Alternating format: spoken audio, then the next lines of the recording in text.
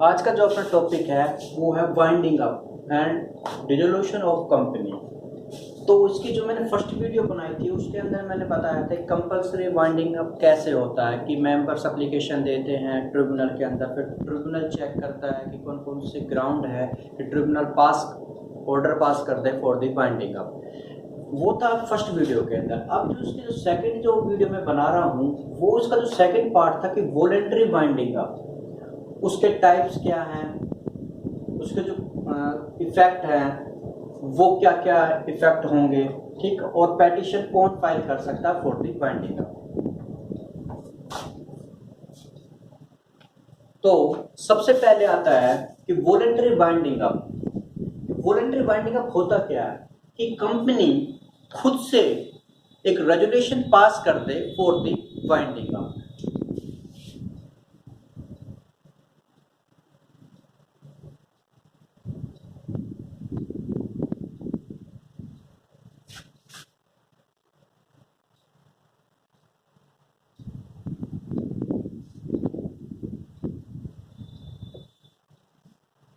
वो ऐसा क्यों करती है कि कंपनी खुद ने रेजोल्यूशन पास कर दिया बाइंडिंग अप के लिए, तो कंपनी वो इसलिए करती है ताकि टाइम को सेव किया जा सके, जो लेंथी जो प्रोसेस है उसे बचा जा सके, और कोई भी ऐसी टिपिकल जो सिचुएशन है उससे बचा जा सके। तो कंपनी खुद से रेजुलेशन पास करती है for the winding up. Winding up का मतलब होता है कि कंपनी की लाइफ को खत्म कर देना, कंपनी को समाप्त कर देना, कंपनी को बंद कर देना, that is the winding up. अब जो वॉलंटरी वाइंडिंग अप है कि वो जो उसको कंसिक्वेंसेस है, जो उसके इफेक्ट हैं वो क्या क्या होंगे after the passing the order of the voluntary winding up. जो फर्स्ट जो कंसिक्वेंसेस होगा वो है एडमिनिस्ट्रेटिव कंटिन्यू, कि जो एडमिनिस्ट्रेटिव पावर है कंपनी की वो कंटिन्यू रहेगी, उसके ऊपर कोई अभी साइड इफेक्ट नहीं आएगा। Board of director, board of director की जो पावर है वो सीज कर दी जाएगी, ये पावर सीज कर दी जाएगी।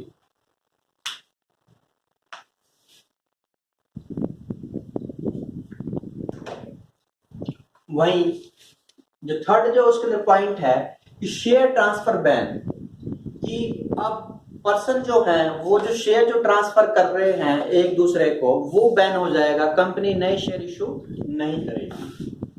डिस्चार्ज, जो इसके कंपनी के जो ऑफिसर्स हैं, जो इसके एम्प्लॉय हैं, डायरेक्टर्स हैं, और जो भी इसके अंदर जो इनके नीचे काम कर रहे हैं उनकी जो लायबिलिटी है, जो उनकी लायबिलिटी है वो डिस्चार्ज हो जाएगी, कि अब इनकी कोई लायबिलिटी नहीं है क्योंकि अब वाइंडिंग अप का प्रोसेस चल रहा है। तो फिफ्थ जो पॉइंट है कि टाइम फिक्स एम्प्लॉयर, कि एम्प्लॉय फिक्स किया है एक पर्टिकुलर टाइम के लिए, और अगर कंपनी कोई रेजुलेशन पास कर देती है फॉर वाइंडिंग अप तो जो व्यक्ति जो एम्प्लॉय किया गया था वो ट्रिब्यूनल के अंदर जा सकता है। तो इसके अंदर केस हुआ था for commercial timber company limited. इस केस के अंदर क्या हुआ था कि व्यक्ति थे एफ, उनको अपॉइंट किया गया था MD of the company for 5 years, लेकिन कंपनी ने एक स्पेशल रेजुलेशन पास किया फॉर द वाइंडिंग अप। जो व्यक्ति थे एफ ये चले गए ट्रिब्यूनल के पास, कोर्ट के पास, तो कोर्ट ने हेल्ड किया कि इस व्यक्ति को कंपनसेशन दिया जाएगा। अब वॉलंटरी वाइंडिंग अप के जो टाइप हैं वो दो टाइप्स के हैं, मेंबर्स वॉलंटरी वाइंडिंग अप और जो सेकंड है क्रेडिटर वाइंडिंग अप। तो जो फर्स्ट है मेंबर्स वॉलंटरी वाइंडिंग अप, तो उसके अंदर कि मेंबर को पता है कि उनके पास कितनी सरप्लस है, कितना प्रॉफिट है, कि जो उसके शेयर होल्डर हैं उनकी जो लाइफ, जो उनका प्रॉफिट है उनको दे सके।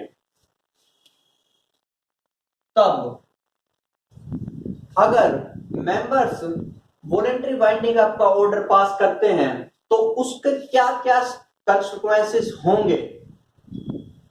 अगर मान लो कंपनी जो डेट थी, जो डेट है कंपनी के ऊपर, अगर उसको डिस्चार्ज नहीं कर पाती है, तब मेंबर्स वॉलेंट्री वाइंडिंग अप का ऑर्डर पास करेंगे और उसके क्या क्या साइड इफेक्ट होंगे, कौन कंसिक्वेंसेस होंगे, तो वो होंगे इस प्रकार हैं कि जो मेंबर्स है वो अपॉइंटमेंट कर देंगे लिक्विडेटर को। अब लिक्विडेटर ही सारे काम करेगा कंपनी के, और अगर लिक्विडेटर के जो ऑफिस है उसके अंदर किसी नए व्यक्ति की या एजेंट की अपॉइंटमेंट करनी है तो वो भी मेंबर करेंगे। जब लिक्विडेटर को अपॉइंट किया जाएगा तो उसका नोटिस, अपॉइंटमेंट ऑफ लिक्विडेटर का जो नोटिस है वो रजिस्ट्रार को भेजा जाएगा।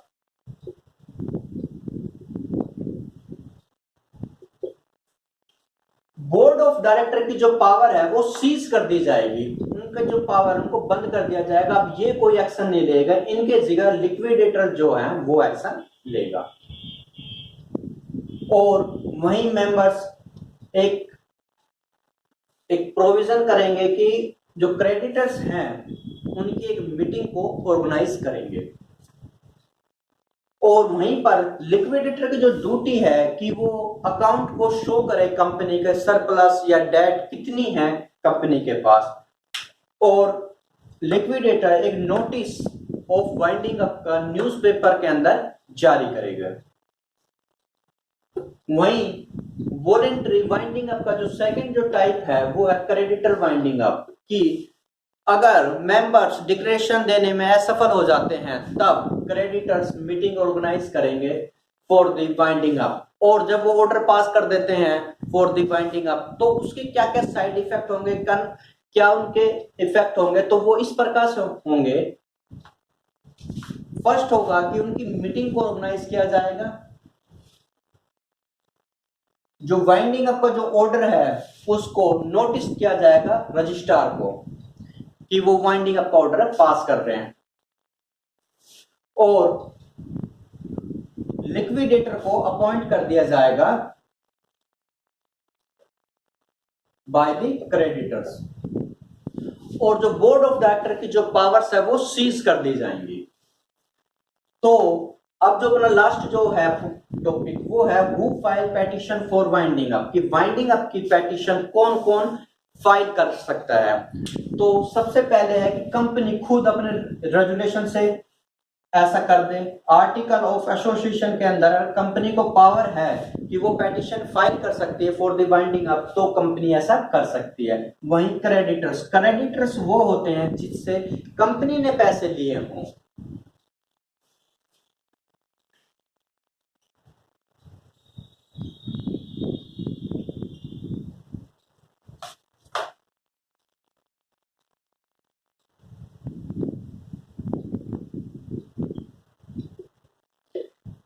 कंपनी ने पैसे लिए हैं क्रेडिटर से, तो वो होंगे क्रेडिटर्स। अब क्रेडिटर्स जैसे कि अगर मैं एक एग्जांपल दूं, जैसे मान लो सेंट्रल गवर्नमेंट ने या स्टेट गवर्नमेंट ने लोन दिया है कंपनी को, तो ये क्रेडिटर्स हो जाएंगे ऑफ द कंपनी के। तो क्रेडिटर्स भी पेटिशन फाइल कर सकता है for the winding up. Third है कंट्रीब्यूटर्स, कि जिनके पास शेयर होल्डर हो, वो कंट्रीब्यूटर्स होंगे, तो ये भी फाइल कर सकते हैं।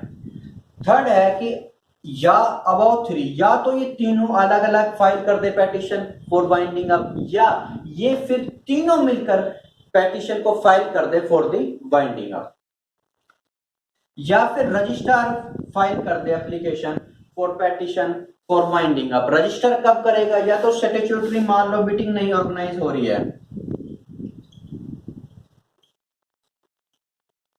स्टैट्यूटरी जो मीटिंग थी वो ऑर्गेनाइज नहीं हो रही है, या डायरेक्टर जो कोई रिपोर्ट है वो सेंड करने में असफल हो गए, सेंड नहीं कर पा रहे हैं रजिस्ट्रार के पास, तब रजिस्ट्रार पेटिशन फाइल कर देगा फॉर द वाइंडिंग अप।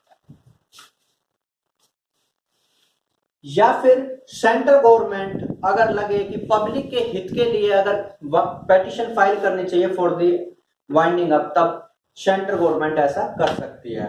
और ऐसा कोई भी व्यक्ति जिसको सेंट्रल गवर्नमेंट ने नॉमिनेट किया है फॉर द वाइंडिंग अप, तब वो व्यक्ति चेक करेगा सभी सिचुएशन को ऑफ द कंपनी की, तब वो पेटिशन फाइल करेगा फॉर द वाइंडिंग अप।